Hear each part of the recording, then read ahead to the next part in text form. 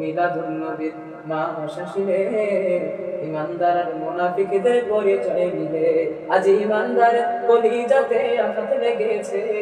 ইমাম হোসেন কারবালাতে শহীদ হয়েছে আজ ইমাম হোসেন কারবালাতে শহীদ হয়েছে মুহররম মাস যখন আমাদের মধ্যে আসবে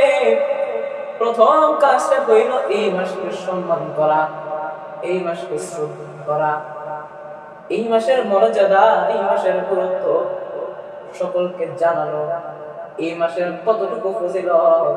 এই মাসের কত মর্যাদা কত সম্মান আল্লাহ পাক রব্বুল আলামিন এই মাসের মধ্যে দিবেন এটা আমাদেরকে জানাতে হবে সবাই জানাতে আজকে আমার সম্মান করেন এই কারণে এই মাহফিলের মধ্যে আসছেন অমাদ দরবারের হুজুর এই মাহফিলের মধ্যে বয়ান করবেন মুহিদ্দিনের মুরিদ যারা আছেন অনেকে আসছেন তারা এখন চিন্তা করতেছেন হুজুর নাই হুজুরের বর্তমানে হুজুর কারে রেখে গেছে ওনার একটু যাই দেখে আসি এই নিয়তে অনেকে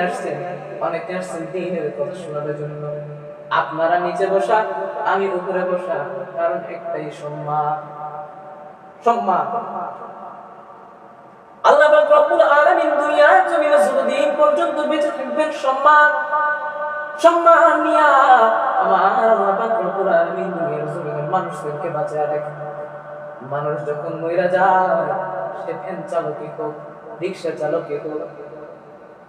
সর্বনিম্ন শ্রেণীর পেশার লোক যদি হয় তার কোনো গুরুত্ব তার কোনো ভূমিকা সমাজের মধ্যে থাকে না যা বলছিলাম মুহররম মাসের সম্মান বজায় রাখতে হবে মুহররম মাসের যে সম্মান এটাকে বজায় রাখতে হবে এই দিনে বেশি বেশি জিকির করা লাগবে আল্লাহর নামের জিকির লা ইলাহা ইল্লাল্লাহ কালেমা তাইয়্যিবা জিকির ইসমে জাত জিকির আল্লাহ আল্লাহ আল্লাহ আল্লাহ ইজবাত মুজাররাদ জিকির ইল্লাল্লাহ জিকির গুলো বেশি বেশি করা লাগবে এখন আবার দেখবেন একদল কইব পীর মাশায়েখ বলতে শুধু আল্লাহ আল্লাহ লা ইলাহা ইল্লাল্লাহ আর শুধু ইল্লাল্লাহর জিকির না রে ভাই তওবা ইস্তিগফারের জিকির আস্তাগফিরুল্লাহ আপনি এই জিকির করেন তা না হলে বলেন আপনি আলহামদুলিল্লাহ আলহামদুলিল্লাহ আলহামদুলিল্লাহ তা না হলে বলেন আপনি বলেন সুবহানাল্লাহ সুবহানাল্লাহ সুবহানাল্লাহ এই জিকিরে যদি আপনার পছন্দ না হয় আপনি বলেন আল্লাহু আকবার আল্লাহু আকবার আল্লাহু আকবার জিকিরের শেষ নাই আপনি যেটা পারেন জিকির করেন জিকিরের মাত্রা বাড়ায় দেন জিকির করা নামাজ করেন নামাজ আদায় করেন রোজা করেন কোরআনের সাথে সম্পর্কটা বৃদ্ধি করেন কোরআনের সাথে সম্পর্কটা বৃদ্ধি করেন কোরআনটারে নিজের সিনার মধ্যে লাগান একবার কোরআন পড়া দেখবেন কোরআন পড়ার কত শান্তি একবার কোরআন পড়া দেখবেন কোরআন পড়ার কত মজা একবার কোরআন পড়া দেখবেন কোরআন পড়ার মধ্যে কত প্রশান্তি কোরআন আল্লাহর কসম করে বলি না মুসলমান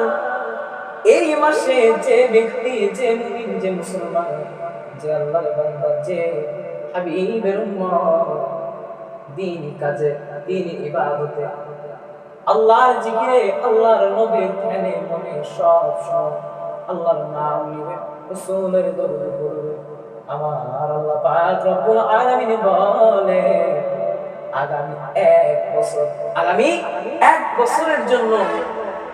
আমি তাকে দ্বীনি কাজের জন্যই উপযুক্ত বানাই দেব আপনি মুহররম মাসে এই দিন ইবাদত করেন আল্লাহ পাক রব্বুল আলামিন সারা বছরের ইবাদতের উপযুক্ত বানাই দেব কতটুকু ফজিলতপূর্ণ কাজ আপনি তাহলে মুহররম মাসে ইবাদত ছাড়বেন কেন ছাড়বেন এই দিন ইবাদত সর্বাধিক গুরুত্ব হইল রোজা রাখতে হবে মুহররমের রোজা এটা আমাদের সকলকে রাখতে হবে এটা হচ্ছে নফল রোজা এই নফল রোজাকে আমরা অনেকেই করে যাই মানে অনেকে করি না তবে এটার মধ্যে বেশি ফোকাস করবেন নফল ইবাদতটা করার জন্য এই নফল ইবাদতটা করার জন্য এই ইবাদতটা করলে অনেক নেকি না করলে গুনাহ নাই তবে এই রোজার ফজিলত অনেক ফজিলত এই রোজাটারে করা লাগবে কেন করবো হুজুর এই রোজা কি দরকার আমার নবী দয়ার নবী মায়ার নবী জানায়া দেন قال النبي صلى الله عليه وسلم أفضل الصيام بعد رمضان شهر الله المحرم إذا الله ربنا রমজান মাসের রোজার পর সবচেয়ে গুরুত্বপূর্ণ সবচেয়ে দামি সবচেয়ে মূল্যবান রমজান মাসে আমরা যখন রোজা রাখি রমজান মাসের ফজিলত কে ইয়া আইয়ুহাল্লাযীনা আমানু কুতিবা আলাইকুমুস সিয়াম কামা কুতিবা আলাল্লাযীনা মিন ক্বাবলিকুম লাআল্লাকুম তাত্তাকুন সূরা বাকারার মধ্যে আমার আল্লাহ জানায়া দিলেন এই রোজা আমি তোমাদের উপরে ফরজ করছি যেমন ফরজ করছিলাম তোমাদের পূর্ববর্তীদের উপর যেন তোমরা বেশি বেশি তাকওয়া অর্জন করতে পারো আল্লাহ পাক রব্বুল আলামিন সম্পূর্ণ রমজান মাসকে তিনটা ভাগে ভাগ করেছেন রহমত নাজাত মাগফিরাত তিনটা ভাগে রমজান মাসকে আল্লাহ পাক করেছেন ফজিলত কি ফজিলত হলো তাকওয়া এই রমজান মাসে তোমরা তাকওয়া বেশি বেশি করে অর্জন করতে পারবে তাকওয়া অর্জনের মাস হলো এই রমাদান মাস আর এই রমাদান মাসের পরে সবচেয়ে মূল্যবান সবচেয়ে দামি সবচেয়ে গুরুত্বপূর্ণ রোজা হইল মুহররমের রোজা মুহররমের রোজা কতটা দামি কতটা মূল্যবান এই রোজা কখনোই ছাড়া যাবে কখনোই ছাড়া যাবে এখন প্রশ্ন হুজুর কেন এই রোজা আমরা করব কেন রোজা করব ফজিলত কি বাঙালি আবার ফজিলত একটু বেশি জানতে চাই মুহররম মাসের ফজিলত কখনো বইলা শেষ করা যাবে না তবে সবচেয়ে গুরুত্বপূর্ণ সবচেয়ে বড় ফজিলত হইল সবচেয়ে বড় ফজিলত আসলে রোজা যদি কোনো মুসলমান রাখে আল্লাহ পাক রব্বুল আলামিন তার পূর্ববর্তী 1 বছরের সকল গুনাহ মাফ করে দেয় পূর্ববর্তী 1 বছরের সব গুনাহ মাফ করে দেয় কতটুকু ফজিলত আপনি বুঝতেছেন এটা আবার কবিরা গুনাহ না সগীরা গুনাহ সগীরা যত গুনাহ আছে এই দিন রোজা রাখলে আল্লাহ পাক রব্বুল আলামিন মাফ করে দেয় আল্লাহ আমাদের সকলকে এই দিন রোজা রাখার জন্য এখন প্রশ্ন হুজুর কেন আমরা এই দিন রোজা রাখবো এই দিনের রোজা রাখা যে আসছে এটা কোথা থেকে আসছে কিভাবে আসছে আপনি জানেন এই কথার সঙ্গে যদি আমরা যাই তবে যেতে হবে হযরত মুসা কালিমুল্লাহ সময় মুসা কালিমুল্লাহর জামানা ফেরাউন যখন মুসা কালিমুল্লাহরে ধাওয়া করতে লাগলো মুসা কালিমুল্লাহ লোহিত সাগর যখন পাড়ি দিয়ে দিল আমার আল্লাহ ওই লোহিত সাগরের মধ্যে ফেরাউনের দলদেরকে চুবাইয়া মারছে আর মুসা কালিমুল্লাহ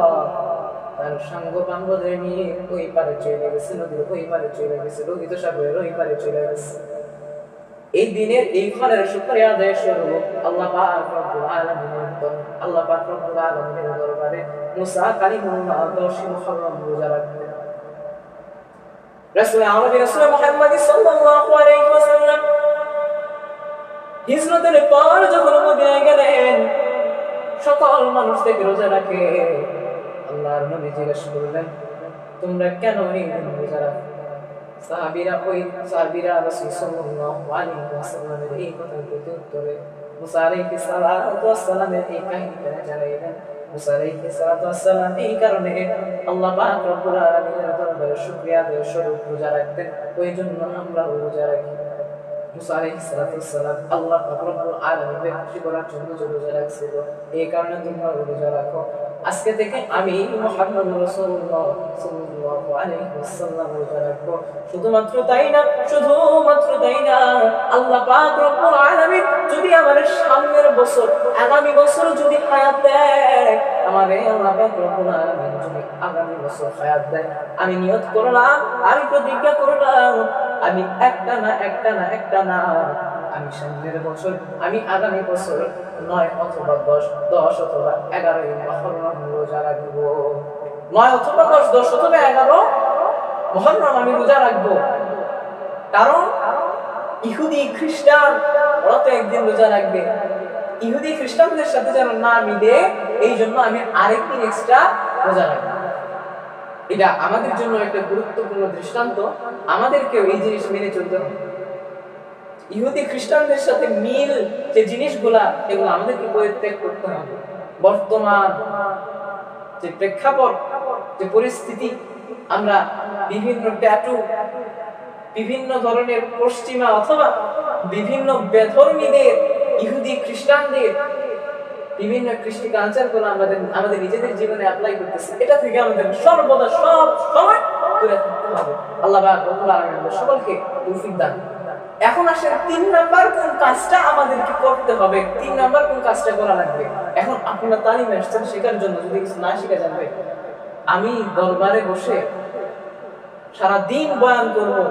বয়ান শেষ হবে না, কিন্তু আপনারা যদি একটা জিনিস মাথার মধ্যে না নেন, এখানে পয়সা কথা বলাটা জাস্ট মানে টাইম ওয়েস্ট আর কিছু। সুতরাং আপনারা চেষ্টা করবেন কিছুটা নিজেদের মাথায় নেওয়ার জন্য এবং আমল করার জন্য। এই যে এতগুলা মানুষ একত্রিত হয়েছে, কি লাভ যদি আমরা অ্যাপ্লাই না করতে পারি। এই মুহররম মাস